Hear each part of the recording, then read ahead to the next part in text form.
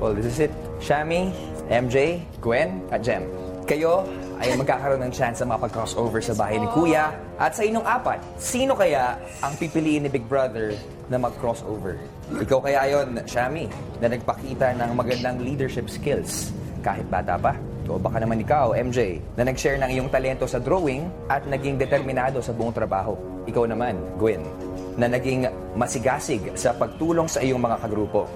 O baka naman, si Jem na naging kuya ng grupo at 100% effort ang ibinigay hanggang dulo.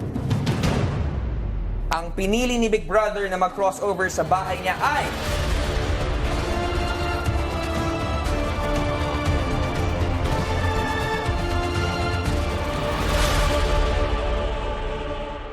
Kayong apat!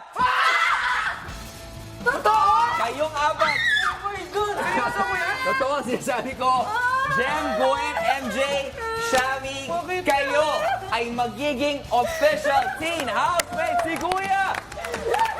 Sulit! Seryoso mo yan?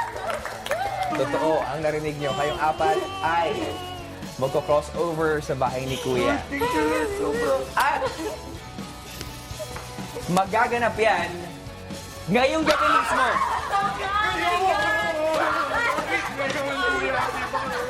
Para naman kay Batit, kay Ashley, Lance, Narcy, kung ano man ang magiging kapalaran nyo, malalaman niyo yan sa takdang panahon. Thank you, ma'am.